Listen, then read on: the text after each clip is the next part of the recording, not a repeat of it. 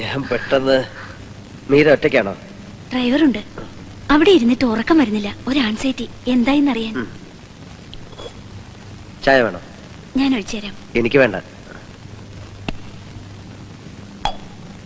ഇനി ഞാൻ ഇതുപോലെ ഇവിടെ വന്നിരിക്കേണ്ടി വരുമല്ലോ.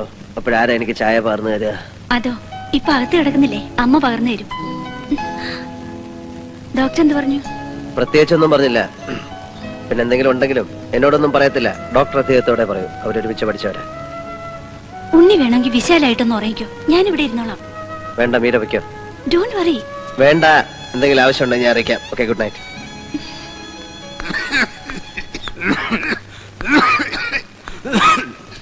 ചേട്ടാ, ഒരു ബീഡി തന്നെ. ഇതുവരെ വലിച്ചു നോക്കിയിട്ടില്ല. ഇപ്പൊ വന്നതാരാ? ഇപ്പൊ വന്നതാരാ? നമുക്ക് വേണ്ടപ്പെട്ട ഒരാളാ.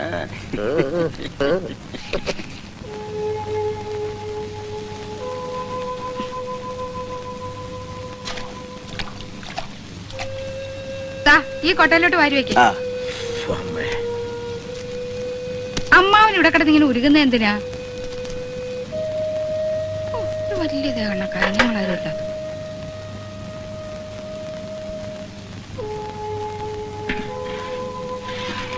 അയ്യോടി, അമ്മാവൻ എന്തോ ഈ കാണിക്കുന്നേ? അമ്മാവൻ എത്ര നാളായി ചട്ടകം പിടിച്ചിട്ട്? എനിക്കിത് കണ്ടോണ്ടിരിക്കാൻ വയ്യ. നീ ഉണ്ടോ? ഞാൻ ഇളക്കാം. നീ പോയി നിന്റെ ജോലി നോക്ക്. എന്ന് പറഞ്ഞപ്പോ എങ്ങനെ? എനിക്കിവിടെ വെറുതെ ഇരിക്കാൻ വയ്യ. കുടിക്കുന്ന ശീലം ഉണ്ടായിരുന്ന എരിശ്ശേരിയെ പോലെ ഞാൻ ഇന്ന് 4 കാലം നടന്നേനെ. അതാ ഞാൻ പറഞ്ഞത്, ഇവിടെ നിന്നിങ്ങനെ ഇളക്കാതെ ആ ചട്ടം ഇങ്ങോട്ട് കൊണ്ടുപോവാ. ആശുപത്രിയിലോട്ട് അല്ലേ? അവിടെ ചെന്നിട്ട് എന്ത് ചെയ്യാനാ? ഞാനല്ലോ പ്രസവിക്കുന്നത്. അയ്യോ, എന്നാലും ഇത് കടിഞ്ഞു കയറി പോലെ തന്നെയാ എന്റെ അമ്മാവാ. 2 പാത്രമാണെന്നുള്ള മരം തീ തിന്നേ പറ്റൂ. ഈ ആശുപത്രി മരുന്നും മന്ത്രവും ഒന്നും ഇല്ല. 2 ആൺകുഞ്ഞുങ്ങളെ പെറ്റ വയറാ. ഇത് പപ്പടം പൊള്ളുന്ന പോലെ അങ്ങ് നടന്നോളും.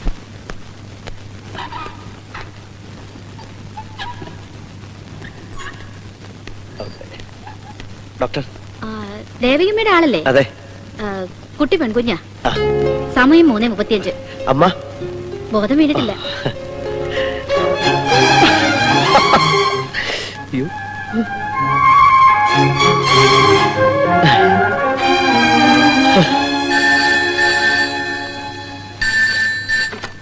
ഹലോ, ഉണ്ണിയാ?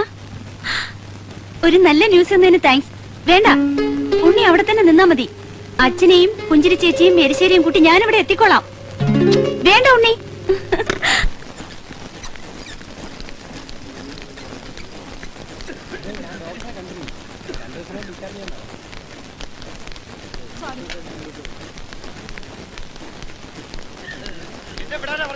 ഉണ്ണി ഇറങ്ങിയിരിക്കെ.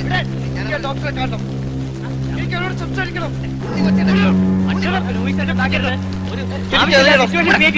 സംഭവിച്ചു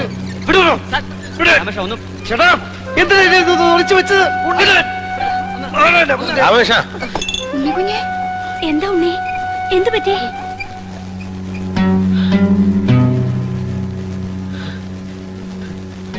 പറയുണ്ണി, എന്താ സംഗതി? പറയടാ. പറയാൻ പറഞ്ഞു തൊലയ്ക്കും.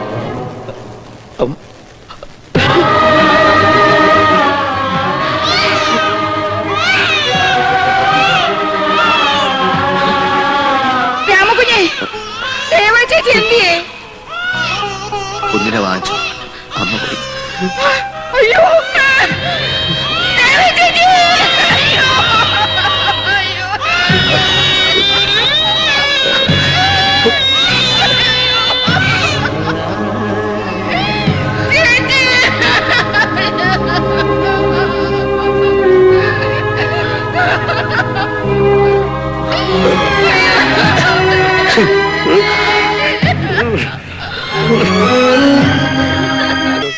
വരണമെന്ന് തോന്നി. കരയല്ല, കരയില്ല. ഏതാണ്ട് അസ്കതയുണ്ട്. കരച്ചിൽ കേട്ടാൽ അറിയാം. കരയല്ല, കരയല്ല.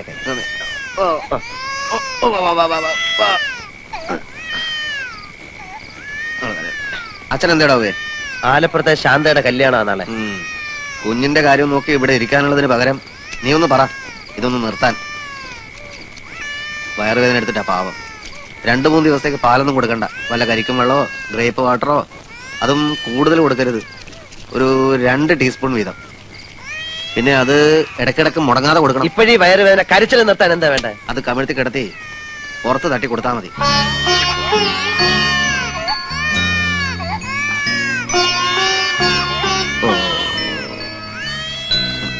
നീ തന്നെ ഉറക്കിക്കോ, നിനക്കേ പറ്റൂ. ഇങ്ങയുടെ സ്ഥാനത്താണെങ്കിൽ ഞാൻ ഈ കുഞ്ഞിനെ റാഞ്ചിക്കൊണ്ടുപോകാൻ അറിയോ? ആഗ്രഹമില്ലാഞ്ഞിട്ടല്ലടാ. വേണ്ട, ഞാനെന്തിനാ വെറുതെ സെന്റിമെന്റിലാണ്.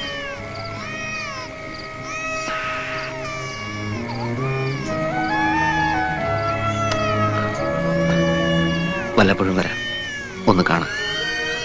വേണ്ട വേണ്ട വേണ്ട വേണ്ട.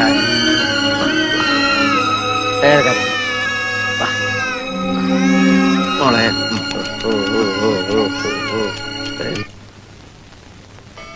ശവമടക്കിനും സഞ്ചയനത്തിനും ഒന്ന് മുഖം കാണിച്ചതല്ലാതെ ആ കുഞ്ഞിനെ ഒന്ന് കാണാൻ. ഞാനെന്തിനു പോണം? വൈഷുഡായി കാണേണ്ടവർ ഇടയ്ക്കിടയ്ക്ക് പോവുകയും കാണുകയും ഒക്കെ ചെയ്യുന്നുണ്ടല്ലോ. That's enough and more.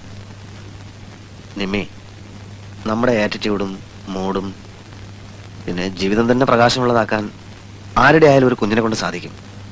ഇല്ലെന്നൊന്നും ഞാൻ പറഞ്ഞില്ലല്ലോ. എങ്കിൽ നാളെ തന്നെ ഞാൻ അവളെ ഇങ്ങോട്ട് കൊണ്ടുവരാം. ഈ വീട് മുഴുവൻ ഒരു ദിവസത്തേക്കെങ്കിലും ആ കുഞ്ഞിന്റെ കരച്ചിൽ കൊണ്ട് നിറയട്ടെ.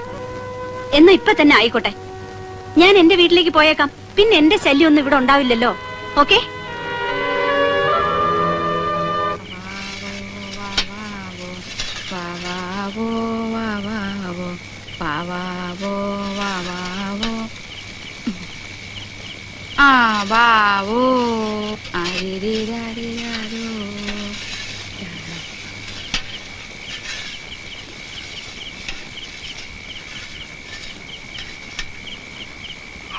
വേണ്ട വേണ്ട, കരയല്ലേ.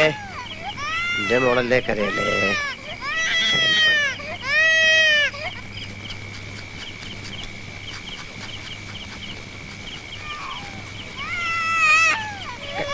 വേണ്ട കരയണ്ട. ഓ, ഞാൻ ആവുന്ന പണി 18 നോക്കി, രക്ഷയില്ല.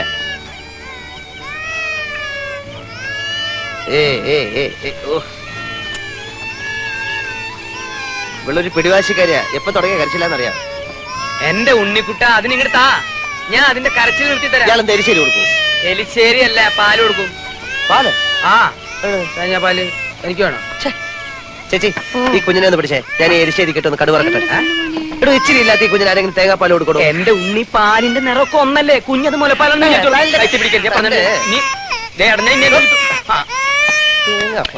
എന്താ ഇയാൾ കാണിക്കണേ? കാഞ്ഞ ബുദ്ധി.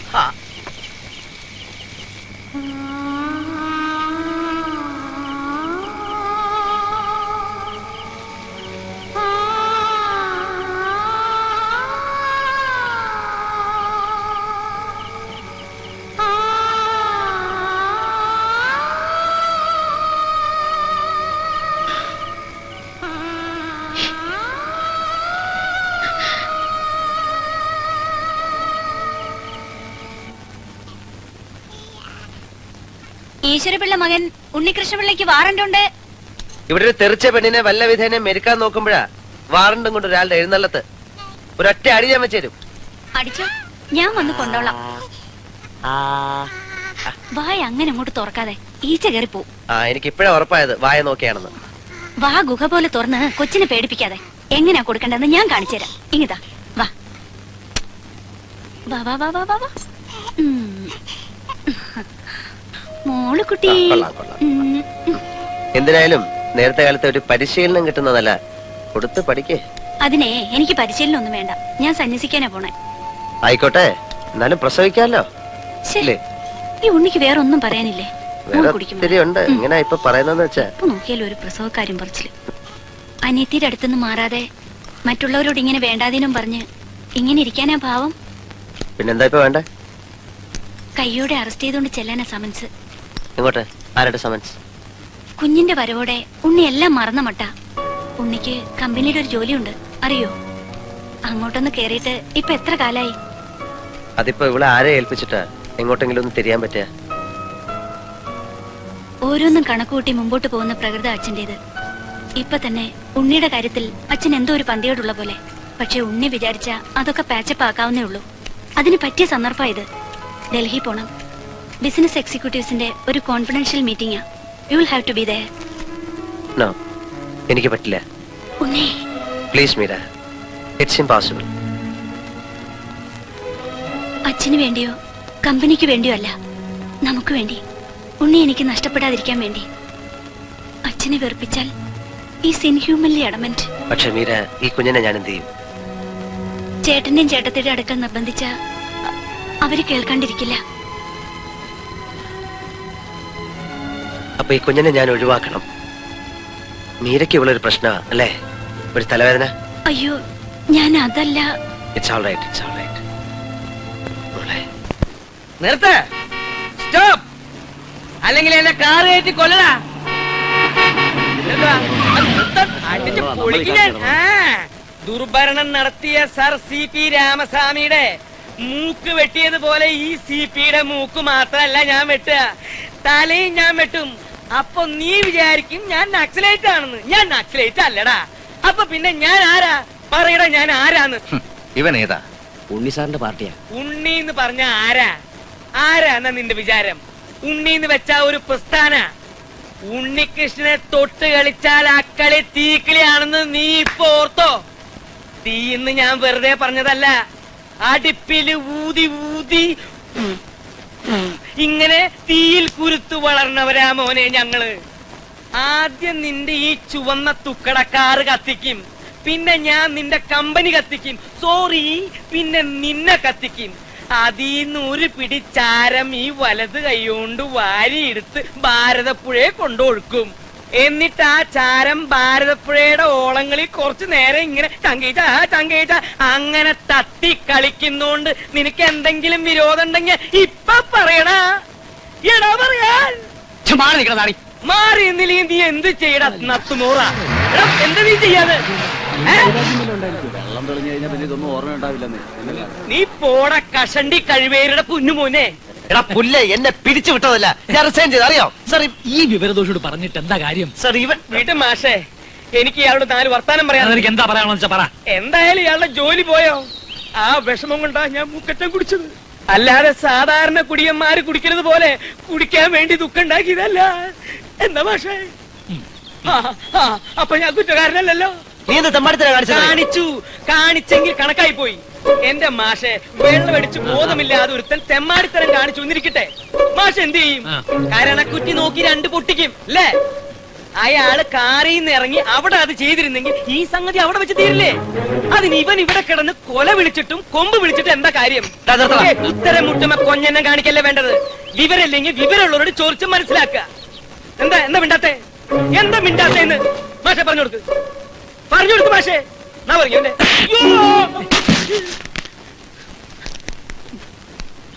മിണ്ടിപ്പോരുത് നീ. മനസ്സിലായി.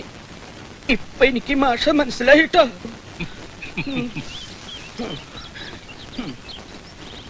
എടോ, എവിടെപ്പാ?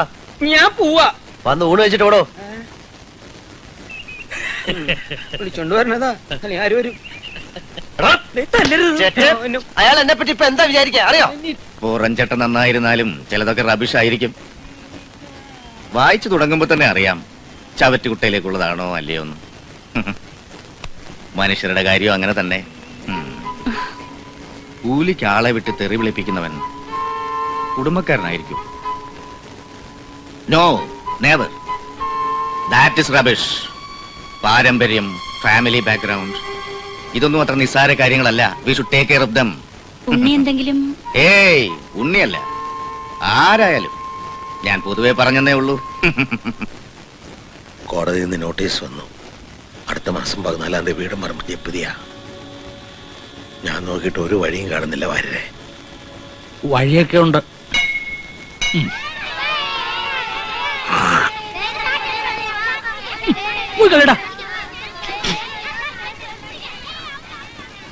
എന്ത് വഴിയാ?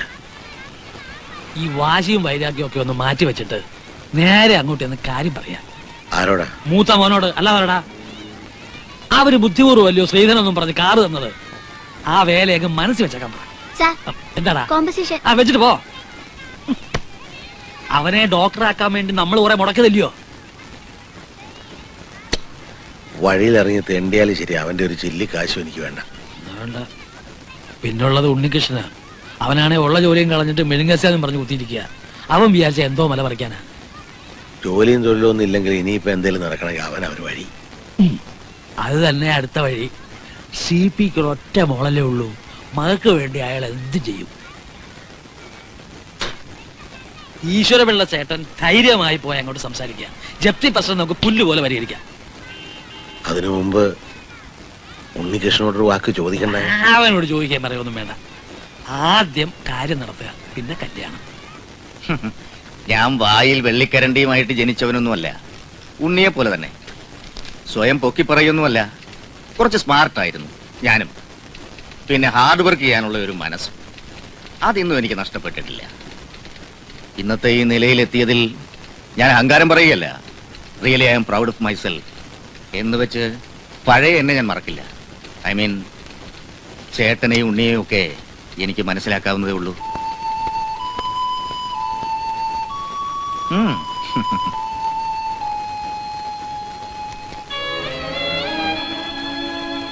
ഞാൻ ആരുടെ മുമ്പിലും ഇന്നേ വരെ കൈ നീട്ടിട്ടില്ല. കിടപ്പാടം പോകുന്ന കാര്യമായോണ്ടാ.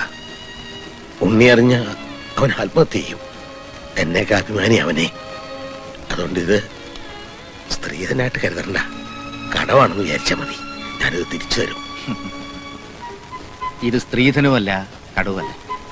എന്റെ ഏറ്റവും അടുത്ത ഒരു ബന്ധുവിന് ഞാൻ നൽകുന്ന ഒരു സഹായമാണ്. എന്നെ വെറുക്കുന്നെങ്കിൽ മാത്രമേ തിരിച്ചു തരാവുള്ളൂ.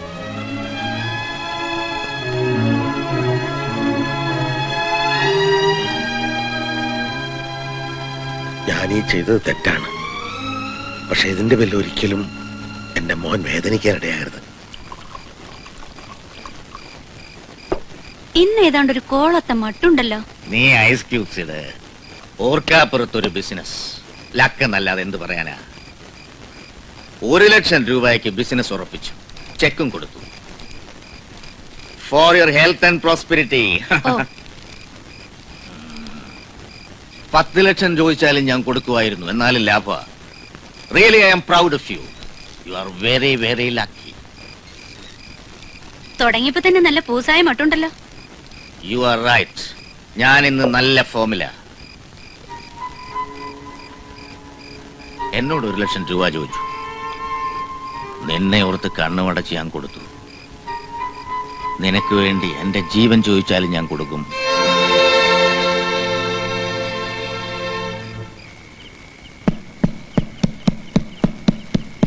അച്ഛാ, അച്ഛാ,